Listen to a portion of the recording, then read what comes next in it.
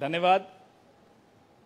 अब मैं manifesto committee के अध्यक्ष श्री पी चिदम्बरम साहब से आग्रह करूंगा कि वो इस न्याय पत्र के विषय में कुछ इस पर प्रकाश डालें, आपसे चर्चा करें।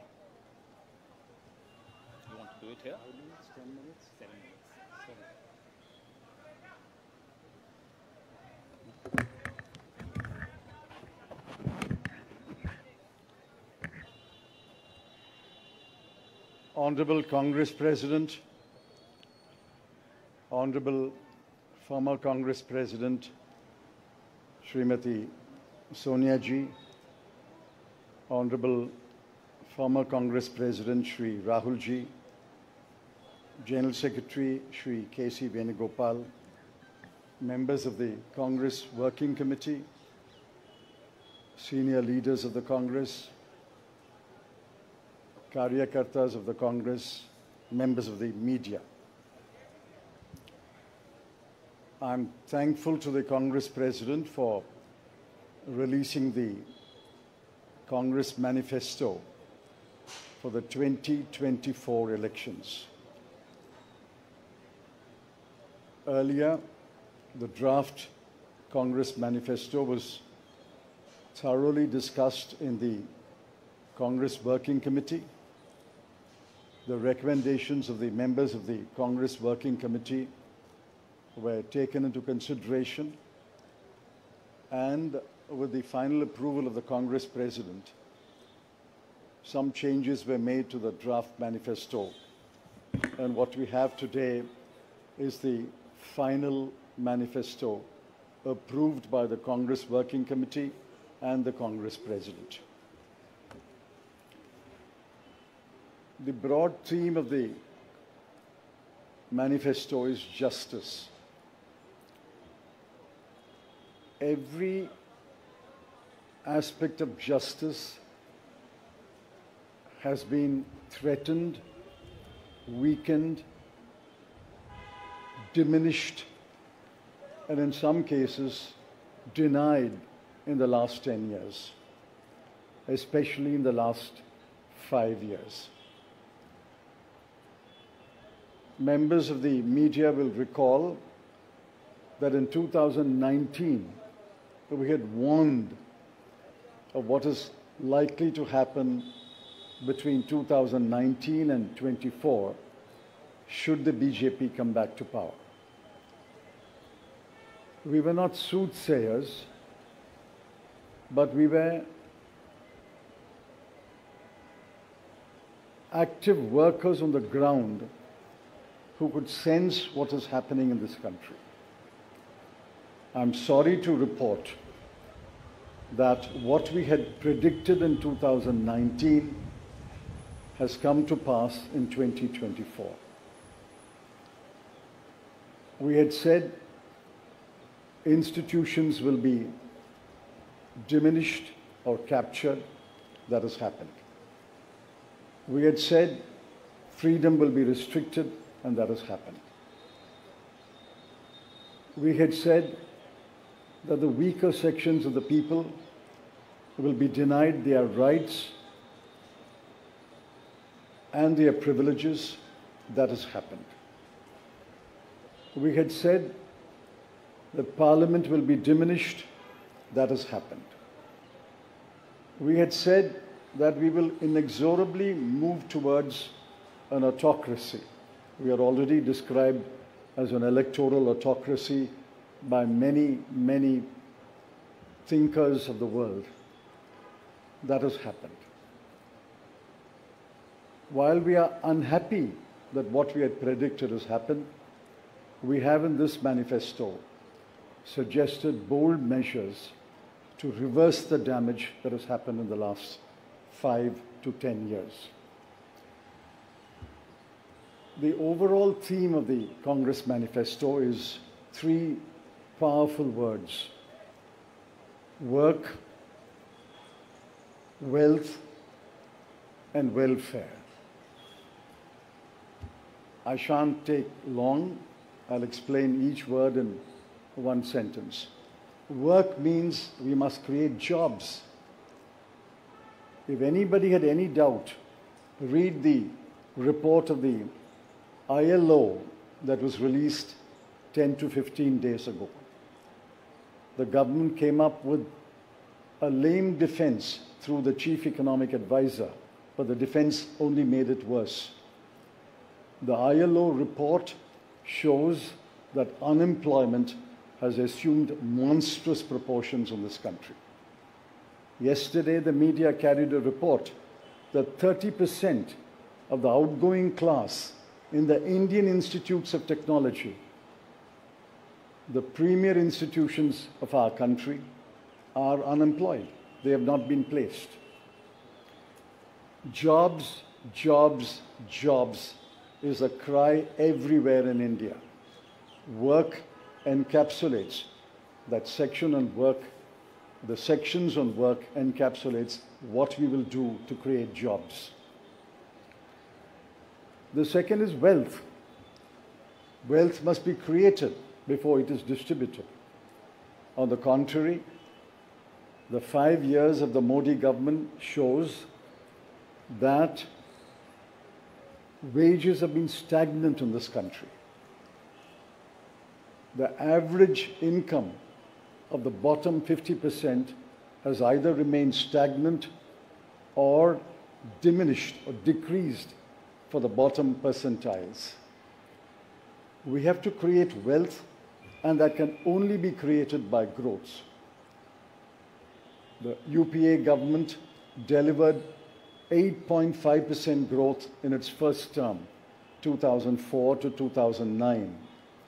And over a 10-year period, Dr. Manmohan Singh's government delivered 7.5% growth. Even the futile attempt by the BJP government to revise the figures made it 6.7%. But over the last 10 years, the average growth is only 5.8, and if you count the year that ended on 31st March, given the inflated figures, it will still be 5.9. The difference between 7.5 and 5.9 may appear to be trivial, 1.6%, but it's not a trivial difference. It is a difference that makes between a moderately slowing economy and a robust economy. So the second broad theme is wealth. We have to create wealth, which means we must have investment, capital investment, private investment, government investment, and foreign investment. Once we create jobs, and once we set in motion policies that will create wealth, this country will go back to the high growth path of the UPA governments. The third section, which addresses many aspects of justice, is welfare. So work, creating wealth, which results in welfare. The welfare of whom? I have always accused the BJP government, the Modi government, is a government of the rich, by the rich, and for the rich. This government is driven only by the interests of the top 1% of this country. But we have to look at the bottom 50%. The bottom of the pyramid, the bottom 50% is as important as those who are well off. And in the bottom 50%, as we go down the ladder, the bottom 20% are extremely poor. It has been estimated that 23 crore people are still poor in this country. UPA government lifted 24 crore people out of poverty. And we promise that if the Congress or a Congress-led government comes to power in 2024, we will lift 23 crore people out of poverty in the next 10 years. That's possible, it's doable, and I conclude by saying the Congress has done it before and we can do it again. I appeal to all of you to spread the message of this manifesto to the nook and corner of this country and ask the people to vote for the hand symbol and to vote for all our allied parties throughout this country. Thank you.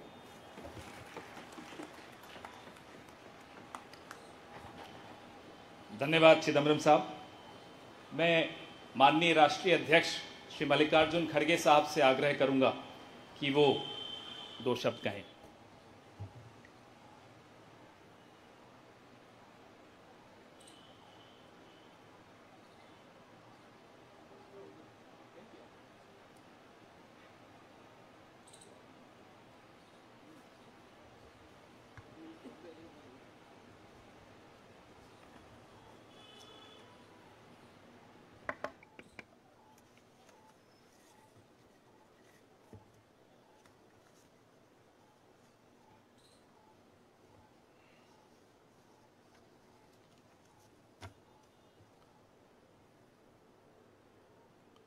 आज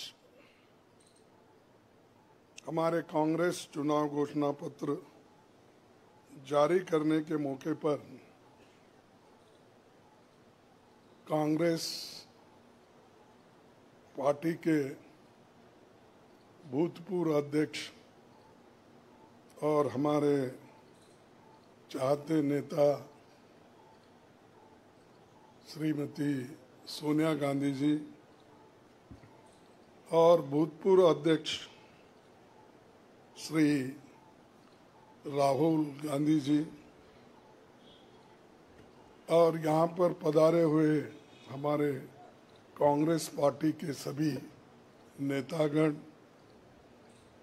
और खासकर इस जो घोषणा पत्र को तैयार किए श्री पीसी चिदम्बरम जी, केसी वेणुगोपाल जी और सारे वर्किंग कमेटी के मेंबर्स, मीडिया के मेरे दोस्तों, आज मुझे ये भी याद करना है कि बाबू जगजीवन राम का जन्मदिन भी है और जो बाबू जगजीवन राम हमारे पार्टी में बहुत साल तक 1947 से लेकर 1984 तक वो इस पार्टी में रह के काम किए। फिर जो कुछ उनका कंट्रीब्यूशन था, ये बड़ा कंट्रीब्यूशन मिनिस्ट्री में उन्होंने किया।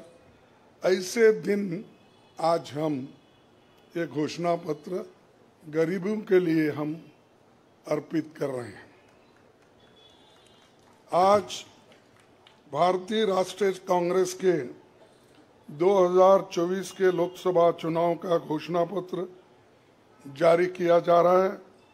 इस मौके पर मैं आप सभी का स्वागत करते हुए 22 दिसंबर 2023 को जो चिदम्बरम जी की अध्यक्षता में 16 सदस्यीय कांग्रेस मैनिफेस्टो कमेटी बनी थी और 19 मार्च को CWC ने इसे मंजूरी दी थी।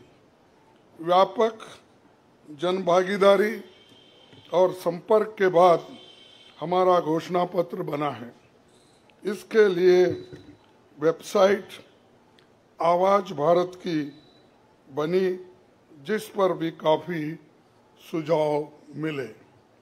हमारा ये घोषणा पत्र देश के राजनीतिक इतिहास में न्याय के दस्तावेज के रूप में याद किया जाएगा।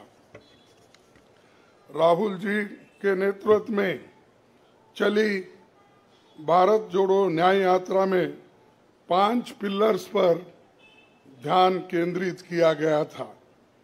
यात्रा के दौरान युवा न्याय, किसान न्याय, नारी न्याय, श्रमिक न्याय और हिस्सेदारी न्याय की घोषणा की गई थी। जहाँ कहीं भी हम गए इन न्याय की बात हमने करी थी और इसकी गारंटी भी हमने दी है। इन 5 पिलर्स में से 25 गारंटी निकलते हैं। हर 25 गारंटी ने किसी ना किसी को लाभ मिलने का इसके अंतर्गत यहाँ पर हमारे मैनिफेस्टो में भी है, और इसके लिए जो हम पहले से ही करते हुए आए हैं वो भी हमने इसका उल्लेख किया है। मैं कुछ बातें आपके सामने रखना चाहता हूँ।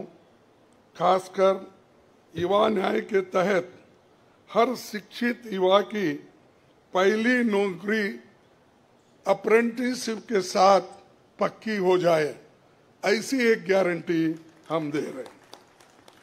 और उसके लिए हम 1 लाख रुपए, उसके लिए हम एक अप्रेंटिसशिप कोर्स करने वालों को खर्च करेंगे। और इससे ये फायदा होगा, किसी ना किसी जगह उसको पक्की नौकरी मिलेगी, क्योंकि ये स्किल डेवलपमेंट के तहत और बहुत से इंडस्ट्रीज में इनको काम मिलेगा। नारी न्याय के तहत गरीब परिवार की महिला को सालाना 1 लाख की मदद देंगे। कोई तालियां नहीं बजा रहे, क्या बात है? गरीब परिवार की महिला को सालाना 1 लाख की मदद देंगे। और किसान न्याय के तहत किसानों की कर्ज माफी और एमएस की कानून की गारंटी भी हम देंगे। और श्रमिक न्याय, इसके तहत मनरेगा में भी 400 रुपए, ये न्यूनतम कम से कम 400 रुपए मजदूरी दिया जाएगा। हिस्सेदारी न्याय में सामाजिक आर्थिक समानता के लिए हर व्यक्ति और हर वर्ग की गिनती या जातीय जनगणना होगी, जिससे सबको फायदा होगा। या किसी के फॉर में, किसी के अगेंस्ट में ये नहीं है कि हालात को समझने के लिए ये जातीय जनगणना करेंगे, जैसा कि SC/ST की जातीय जनगणना होती है। और वैसा ही जो पिछड़े लोग हैं और भी ये अपर कास्ट में भी गरीब लोग हैं, सबकी हालत क्या है ये जानने के लिए हम जातीय जनगणना कराएंगे और इसका फायदा हर वर्ग को मिलेगा। हमारे घोषणा पत्र में संवैधानिक न्याय, कॉन्स्टिट्यूशनल जस्टिस खंड में लोकतंत्र बचाओ, भय से मुक्ति से लेकर मीडिया, न्यायपालिका आजादी, भ्रष्टाचार के खिलाफ मुहिम जैसे मुद्दे, कला संस्कृति जैसे विषय भी है। आर्थिक न्याय, इकोनॉमिक जस्टिस खंड में आर्थिक नीतियों, बेरोजगारी, टैक्सेशन और टैक्स रिफॉर्म्स, ये सारी चीजें उसमें हम लाएंगे। इंडस्ट्री और इंफ्रास्ट्रक्चर पर ठोस काम हम करेंगे। राज्य न्याय, जस्टिस फॉर द स्टेट्स में संघीय विकास, पूर्वोत्तर भारत पर रोशनी हम डाले हैं। और जहां कहीं भी फेडरल स्ट्रक्चर को धोखा होगा, हम उस वक्त अपनी आवाज उनके साथ भी उठाएंगे। और जब हमारी गवर्नमेंट आएगी तो उनको बराबरी का हिस्सा देंगे, और ताकि वो पैसे के लिए तरस न हो, चाहे वो ड्रॉट हो, फ्लड हो, डिसास्टर्स हो। इसके लिए नेचुरल डिसास्टर, इन सब के लिए फेडरल गवर्नमेंट को कानून के तहत जो मदद मिलना चाहिए वो हम जरूर उनको दिलाएंगे। उसी के साथ देश की प्रतीक्षा और आंतरिक सुरक्षा के महत्व को ध्यान में रखकर रक्षा न्याय की भी खंड है, जिसमें विदेश नीति भी है और विदेश नीति हमारी अब तक सफल हुई है और उसी नीति पे अगर ये लोग काम करते थे और ठीक ढंग से चलते थे और बहुत से मुश्किल हमको आज जो आ रहे हैं वो कभी नहीं आते थे। तो इसीलिए हम अपना रक्षा न्याय का देश की रक्षा के लिए पूरा हम काम करेंगे। आखिरी एक महत्व का बिंदु पर्यावरण न्याय भी देंगे। आप सभी से मैं अनुरोध करूंगा कि घोषणा पत्र को बारीकी से देखें, पढ़ के इसमें आपको भविष्य के भारत की शानदार नया तस्वीर दिखेगा और इसके लिए आप ठीक ढंग से आप काम कर सकते हो। आजादी के बाद 1951-52 में चुनावों से राजनीतिक दल घोषणा पत्र जारी करते समय बहुत से दावे करते हैं लोग, पर कांग्रेस हमेशा जमीनी हकीकत पर चलती है। 1951 में पंडित जवाहरलाल नेहरू के नेतृत्व में हमारा जो घोषणा पत्र जारी हुआ उसका नाम था व्हाट कांग्रेस स्टैंड्स फॉर। उसका नाम था व्हाट कांग्रेस स्टैंड्स फॉर। पहले घोषणा पत्र को लेकर ये टिप्पणी की गई थी, no exaggerated claims were made, no ambitious plans to entice public or deceive the electorate had been placed before them. A realistic view of what was capable of achievement and implementation alone was presented. ये पंडित जवाहरलाल नेहरू जी के जमाने में घोषणा पत्र दी थी जो realistic है, जो ग्राउंड लेवल पे हम कर सकते हैं, उसी के बारे में उन्होंने बोला था।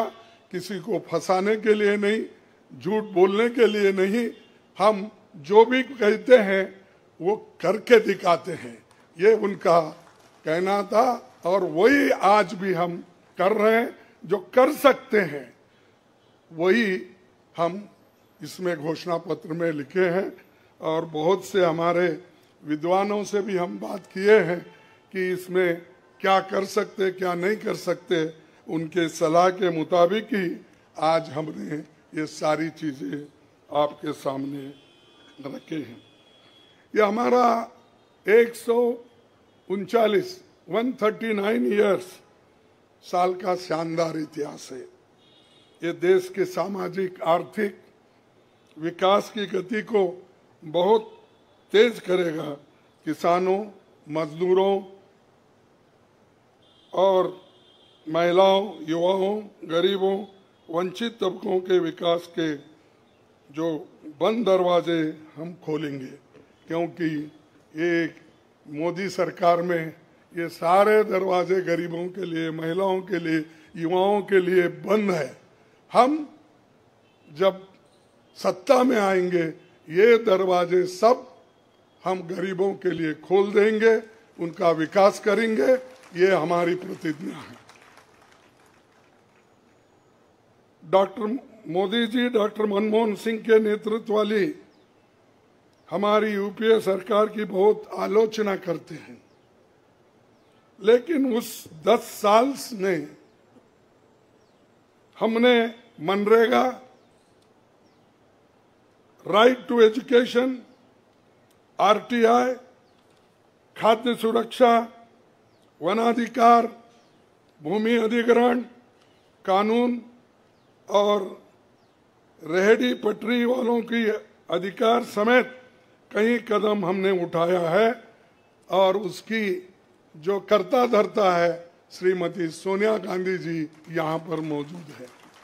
उन्होंने बारीकी से इन मनरेगा को और खास करके फूड सिक्योरिटी को बहुत लड़ा, क्योंकि मुझे मालूम है सब चीज़ मैं यहाँ पर नहीं कह सकता कि उन्होंने इतने ये 2-3 प्रोग्राम के लिए बहुत गुस्से में रहते थे। जब तक वो इम्प्लीमेंट नहीं होता तब तक वो खामोश नहीं बैठे और कैबिनेट के लोगों को बोलते रहे थे कि ये क्या हुआ। जब हुआ तब वो भी खुशी मना लिए और हम भी लोग बोले कि भाई ठीक हो गया। और जब बाहर इसका गया कि जो ये मनरेगा का, फूड सिक्योरिटी का और कंपलसरी एजुकेशन का ये जो संदेश बाहर गया, तब लोग सभी खुश होने लगे, सभी बोलने लगे ये बहुत अच्छा यूपीए गवर्नमेंट ने किया, सोनिया गांधी जी ने किया। ये बात बाहर आ गई। इसीलिए ये हमारा जो पहले से गरीबों के लिए वायदे थे वो हम पूरे करेंगे। मोदी जी 10 सालों में इसके मुकाबले का एक काम भी नहीं कर सके। आप बताइए कौन सी ऐसी बड़ी फैक्ट्री जो एम्प्लॉयमेंट क्रिएट कर सकती है, जो नेहरू जी के जमाने में बने वैसे कोई एक बड़े बड़े काम उन्होंने किया है। जिस देश में एक सुई नहीं बनती थी उस देश में पंडित जवाहरलाल नेहरू, इंदिरा गांधी जी ने रॉकेट बनाकर उड़ा कर दिखाया और बहुत से जो साइंटिफिक योजनाएं थी हमने बनाए। अब मोदी जी के जमाने में तो गालियां देने का छोड़ के दूसरा तो मैं नहीं सुना, और उसके अगर कोई छुपे हुए काम है तो मेरे को बताओ ताकि मैं भी उसकी प्रशंसा करूंगा। लेकिन आज हम गारंटी जो भी दे रहे हैं हम चंद स्टेट में करके दिखाए हैं। हिमाचल में करके दिखाए, कर्नाटक में करके दिखाए, तेलंगाना में करके दिखाए, जहाँ कहीं भी हमारी सरकार है, और राजस्थान में भी हमने कई नई चीजें की, वहां भी करके दिखाए। तो ये हम जो कहते हैं, मैं पहले ही कहा, वो हम करते हैं और हम डरते नहीं करने के लिए। हमारा कितना भी नुकसान हो लेकिन गरीबों के लिए हम करते रहते हैं। ये हमारा पहले से कार्यक्रम है। और मैं चंद बातें इस मौके पर, थोड़ी देर हो गई तो क्षमा चाहता हूं, मैं चंद बातें आपके सामने रखना जरूरी समझता हूं। और आज क्या हो रहा है, विपक्षी नेताओं को जेल में बंद किया जा रहा है। चुनाव में सबको समान अवसर नहीं है और कई मुकदमे एक के ऊपर एक, छोटी छोटी, और हमारे पार्टी के ऊपर इतना बड़ा जुल्म किया और इतने हमारे को पेनल्टीज डाले। 3,567 करोड़ रुपए का हमारे ऊपर उन्होंने पेनल्टी डाली। क्या ये लेवल प्लेइंग ग्राउंड है? और ये हमारे ऊपर आज हो रहा, कल मीडिया के ऊपर होगा, मीडिया हाउसेस के ऊपर होगा, सबके ऊपर होगा।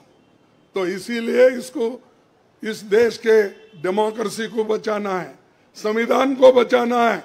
इसीलिए हम सब लोग, देश के लोग एक होना चाहिए और लड़ना चाहिए। और जो ऑटोक्रेटिक मोदी साहब है उनको हटाना चाहिए। ये मेरा आपसे विनती है। जब तक आप ये काम नहीं करेंगे तब तक हम सिर्फ बातों से नहीं होगा। आप लोग घर घर जाके, और हमारी गारंटी कार्ड जो है, इन गारंटी कार्डों को घर घर तक पहुंचाने का काम हमारे कार्यकर्ता करें। जब तक आप घर घर नहीं जाएंगे, वोटर से नहीं मिलेंगे, कुछ भी होने वाला नहीं है। सिर्फ स्लोगन से या मेरे भाषण से कुछ बदलाव होने वाला नहीं। बदलाव होगा तुम जनता से जब मिलेंगे, घर घर जाएंगे, महिलाओं से मिलेंगे, युवाओं से मिलेंगे, और जितने भी हमारे पेरेंट्स हैं, बड़े हैं, उनसे मिलके, किसानों से मिलके आप लोग काम करेंगे, तभी हम कुछ हासिल कर पाएंगे। तो इसीलिए मैं आप से विनती करूंगा, ये काम हमारा आप करेंगे और इस ऑटोक्रेटिक सरकार को हटाने के लिए आप काम करते रहेंगे। अब बीजेपी का तो ऐसा है, चंदा दो धंधा लो, चंदा दो धंधा लो, कॉन्ट्रैक्ट लो, पैसे दो। तो उन्होंने काम किया और वो कहते हैं कि भ्रष्टाचार मिटाऊंगा। अरे भाई, 25 लोग हमारे बड़े बड़े नेताओं को आपने लिया और 25 नेताओं में 2 को तो एक पूरा एक्सोनरेट किया और 23 लोगों को फिर उनको भी एक्सोनरेट किया। अरे शाह साहब के वॉशिंग मशीन में इतने लोग जो भी जा रहे हैं क्लीन होके आ रहे हैं और भ्रष्ट लोग तुम्हारे साथ है, बदनाम हमको कर रहे हैं। मेरे पास तो नहीं है ना, मेरे पास जब तक थे तो आपने बोला वो भ्रष्ट है, फिर आप वो क्लीन कैसा हो गए, प्रामाणिक कैसा हो गए, ठीक कैसा हो गए?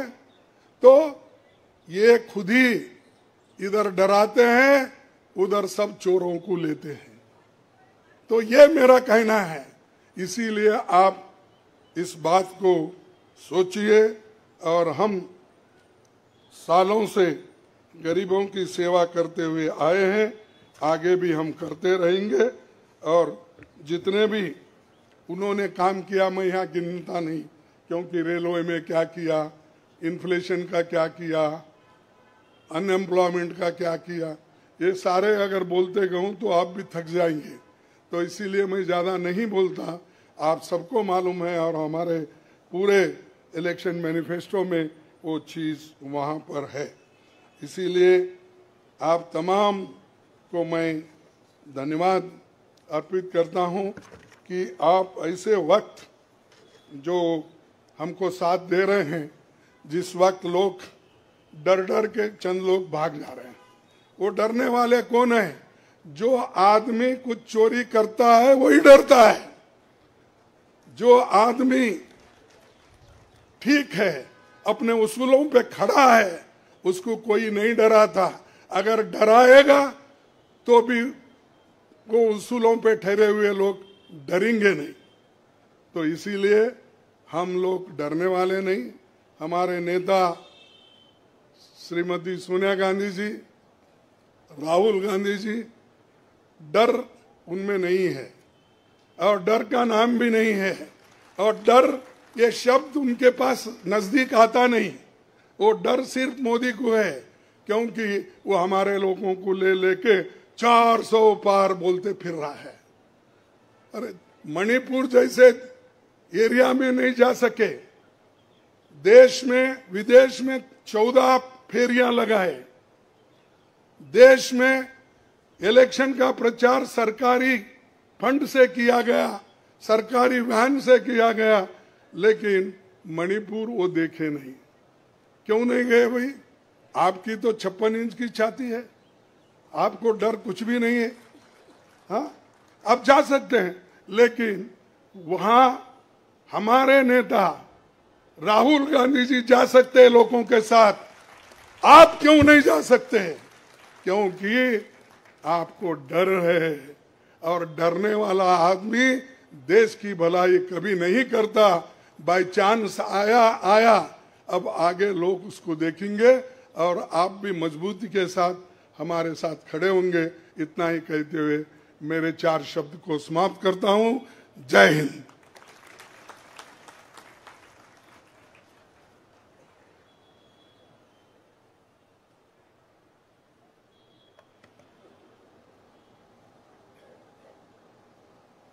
धन्यवाद खड़गे साहब। मीडिया के मित्रों, आपके मोबाइल पर सॉफ्ट कॉपी हिंदी और अंग्रेजी की हमारे न्याय पत्र की पहुंच चुकी है। कार्यक्रम के पश्चात उसकी फिजिकल कॉपी भी आपको दे दी जाएगी। कार्यक्रम को आगे बढ़ाते हुए अब 10 मिनट आपके सवाल जवाब होंगे और इसमें अनुशासन रखिएगा। सबसे पहले एजेंसीज को मौका दिया जाएगा, तो एएनआई सबसे पहले अपना सवाल पूछे।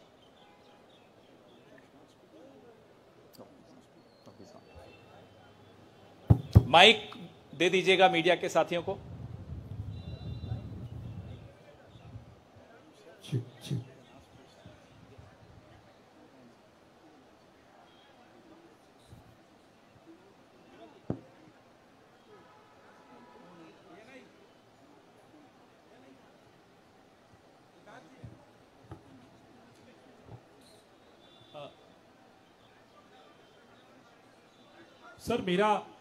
सर मैं सिद्धार्थ हूँ ENI से।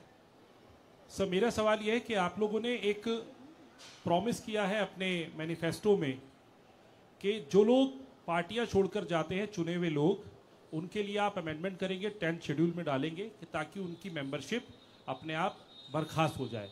क्या इस तरीके की परिस्थितियां जो आज बन रही है, खासकर आपकी पार्टी इसको देख रही है, इसको ध्यान में रखते हुए आप लोगों ने मैनिफेस्टो में इसको डाला है?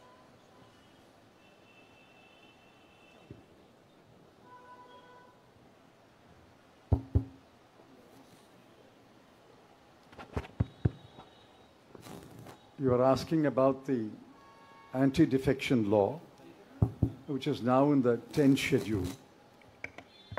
Over the years, political parties, especially defectors, have exposed the limitations of the 10th schedule. So the 10th schedule has to be amended. Check. What is he saying? The 10th schedule is to be amended. Our position is that moment a defection takes place, he should be instantly disqualified.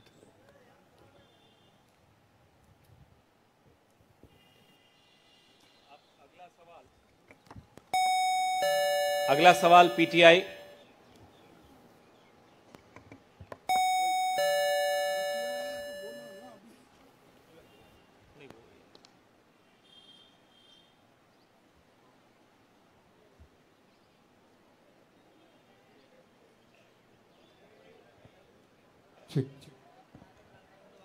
Sir, the focus of the manifesto is on the 25 guarantees that the Congress has already announced. So will this election be a fight between Congress's guarantees and Modi ki guarantee?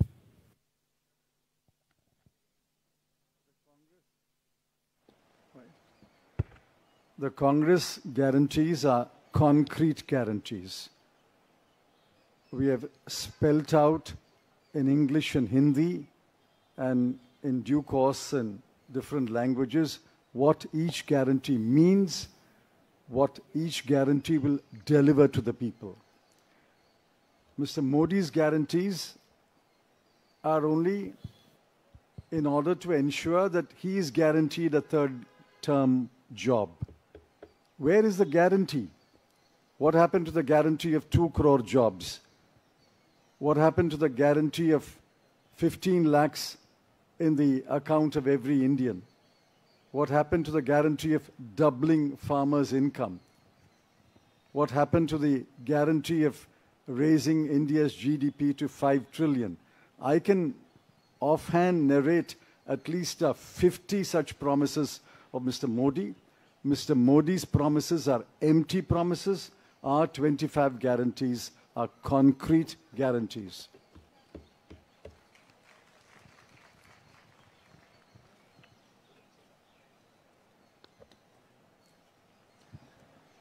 Good afternoon. I agree with what Mr. Chidambaram ji said. But this election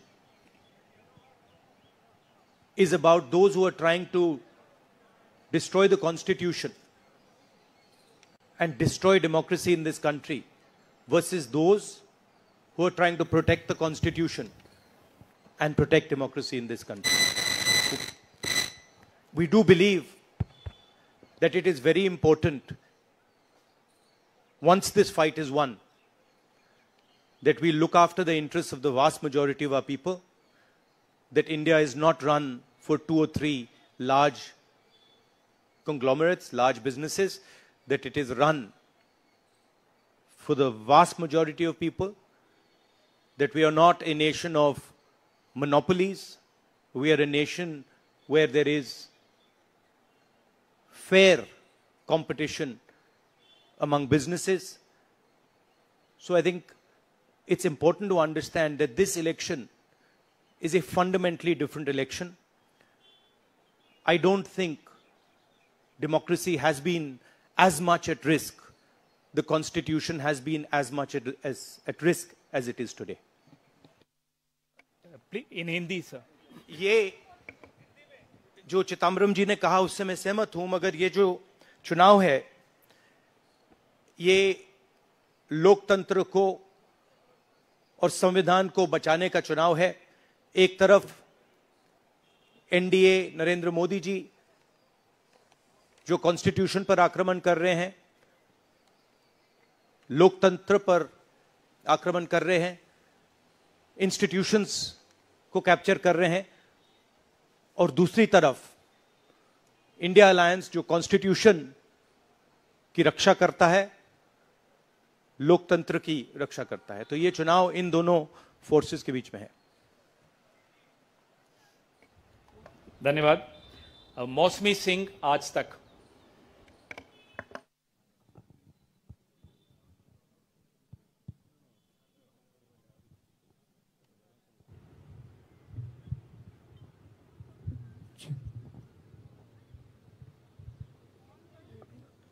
Rahul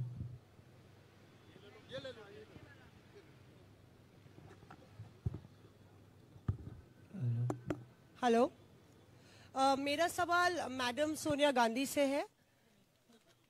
ma'am, अगर आपसे सवाल, राहुल जी, आपने OPS को लेके लगातार जो है झंडा बुलंद किया है। तमाम सरकारें आपकी, उन्होंने ओपीएस का वादा किया था। चिदम्बरम साहब, you had promised OPS and in Himachal and Rajasthan you implemented OPS, but in the manifesto the OPS scheme is missing. So is there a reflex, is there a introspection that it's not viable economically? Is it that? It's not missing as such. It's very much on our minds. But please remember the developments that have taken place in the last 4 months. The government has appointed a committee headed by the Finance Secretary to review the NPS and the demand for OPS and to find a way in which the objectives of OPS can be financed by a funded pension scheme. Which means the government has come around to the point of view that while the OPS delivered benefits to the pensioners, the NPS made it sustainable. Now a committee has been appointed under the Finance Secretary, and unless we receive the report of that committee and review it, it would be premature to take a stand on the OPS-NPS controversy. It's very much on our minds, and we will come out with our position once the committee's report is received. Arun Kumar Singh. मेरा सवाल राहुल जी आपसे है। Rahul ji, hello. Rahul ji, सीधे सीधे इधर, front.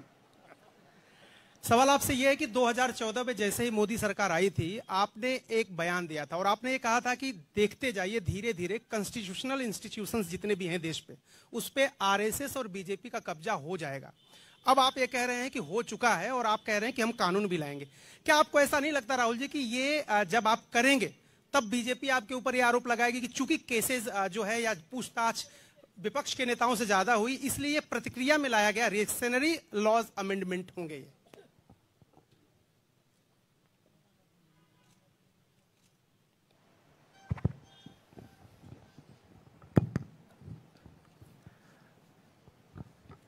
सबसे पहले ये समझना होगा कि हिंदुस्तान के राजनीतिक स्ट्रक्चर में हो क्या रहा है। आरएसएस ने और बीजेपी ने और खासतौर से नरेंद्र मोदी जी ने जो स्ट्रैटेजी बनाई है उसका फाउंडेशन क्या है, उसकी नींव क्या है, सबसे पहले यह समझना है। नरेंद्र मोदी जी ने जैसे अदानी जी की मोनोपोली है पोर्ट्स पर, इंफ्रास्ट्रक्चर पर, डिफेंस में, वैसे नरेंद्र मोदी जी ने पॉलिटिकल फाइनेंस की मोनोपोली बनाई है। कैसे बनाई है? ED, CBI, income tax department का प्रयोग करके। अगर आप बॉन्ड स्कीम्स को देखें तो उसमें साफ दिख जाता है कि नरेंद्र मोदी जी ने, बीजेपी ने एक प्रकार से पॉलिटिकल फंडिंग एक्सटॉर्शन से, धमकी से, प्रेशर से बनाई है। खारगे जी ने कहा जो भी भ्रष्ट हैं वो सब बीजेपी में जा रहे हैं। उसका कारण है क्योंकि नरेंद्र मोदी जी चाहते हैं कि पॉलिटिकल फाइनेंस की मोनोपोली उनके हाथों में हो। अब हमारे बैंक अकाउंट बंद कर दिए,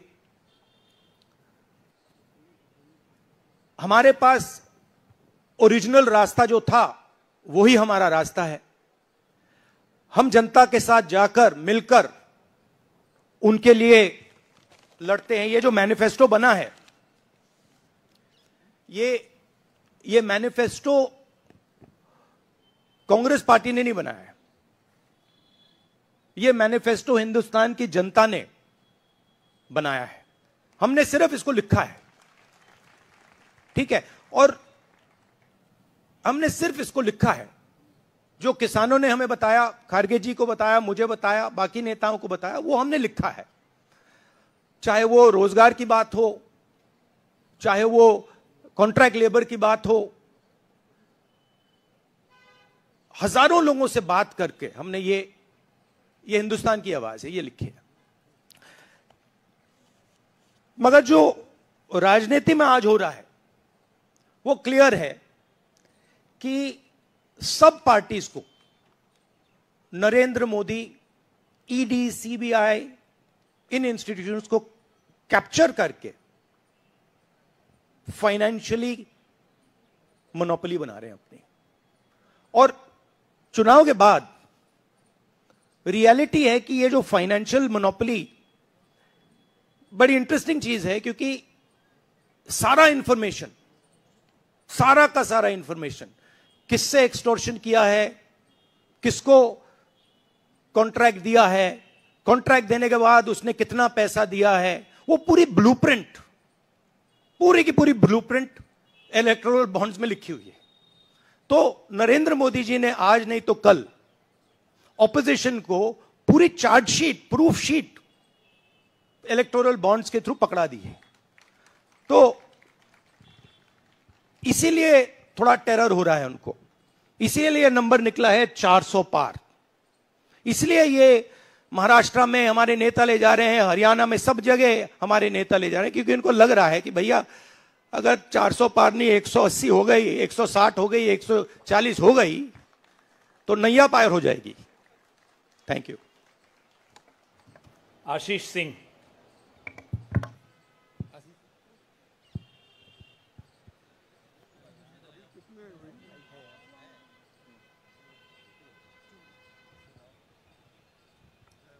राहुल जी, लास्ट टाइम पिछले लोकसभा चुनाव में राहुल जी आपने मुझे याद है कहा था, you were convinced that time कि मोदी जी जा रहे हैं, मोदी जी का वक्त खत्म हो गया है। ऐसा हुआ नहीं, होता है राजनीति में।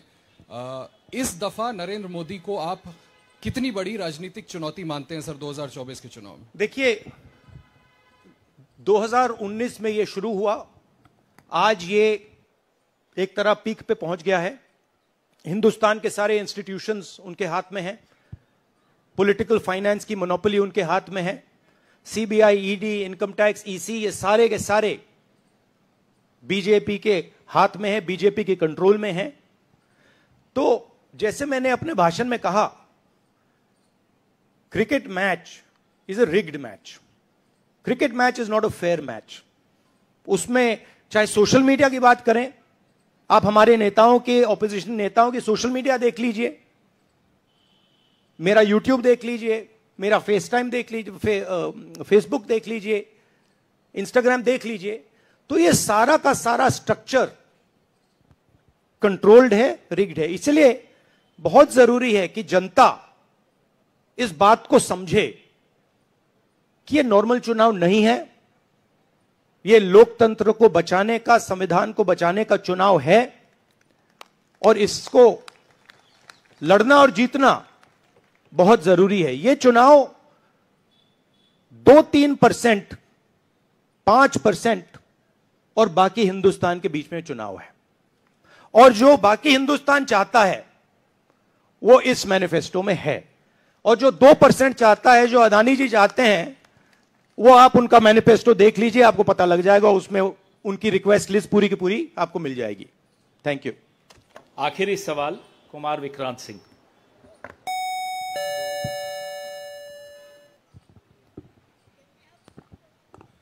राहुल जी, 2009 में आपको भी याद होगा, उस वक्त मैनिफेस्टो में 2 तस्वीरें थी, मनमोहन सिंह जी की और सोनिया गांधी जी की। पूछा गया था पीएम कैंडिडेट कौन होगा, सोनिया जी ने अपनी तस्वीर छुपा ली थी। आज 2 तस्वीरें हैं, राहुल गांधी जी की और खड़गे जी की। कोई तस्वीर छुपाएंगे, कोई दिखाएंगे?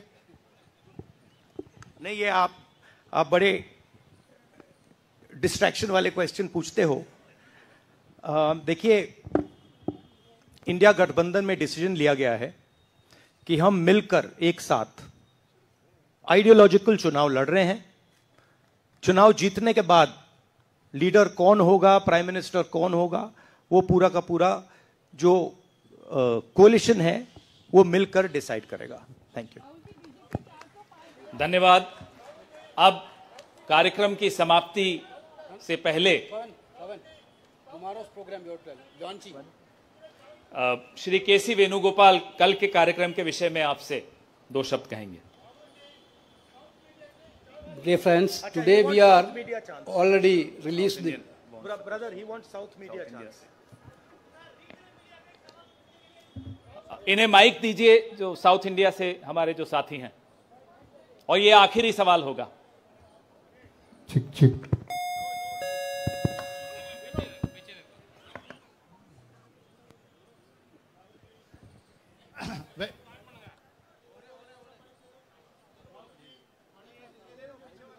Vanakkam. South India's mic is not on, brother. But you have a very strong voice. You can speak without the mic. Sir, Vanakkam. Vanakkam. Venkatraman from Dinamalar from Tamil Nadu. At once, congratulations to the Congress party, which was due to this serious campaign by the DMK party and Congress leaders. You are going to get 10 out of 10 seats from Tamil Nadu in the forthcoming parliament election. Do you think the same trend will you expect from across the country? Well, you know, I'm not a soothsayer. Unlike many political commentators, I can't predict the future. But what I'm confident of is that this is a much closer election than is being propagated by the media. It is a close election, and we are going to fight an excellent election, and we are going to win the election. Thank you. Please do remember one thing. Please do remember that there was a similar feeling being generated by the press when Mr. Vajpayee was Prime Minister. There was the India Shining campaign. So we have a similar idea being propagated. India Shining with 2-3 new dimensions. International dimension. All sorts of new dimensions. Full support by the monopolists in the country.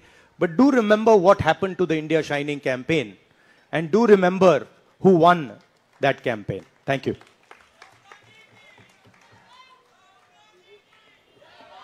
Dear friends, today already we released the Congress Manifesto of 2024. Tomorrow in 2 places we are launching the manifesto with huge rallies. One is in Jaipur. Tomorrow morning the manifesto launching will take place in Jaipur, and second rally of launching the manifesto will take place in Telangana, Hyderabad in the evening. There were 2 programs tomorrow. One is in Rajasthan, one is in Telangana for launching the manifesto. I once again thanking all of you for participating in this event. Thank you Venugopal ji. अब सेवा दल के साथियों से आग्रह है कि वो राष्ट्रगान शुरू करें।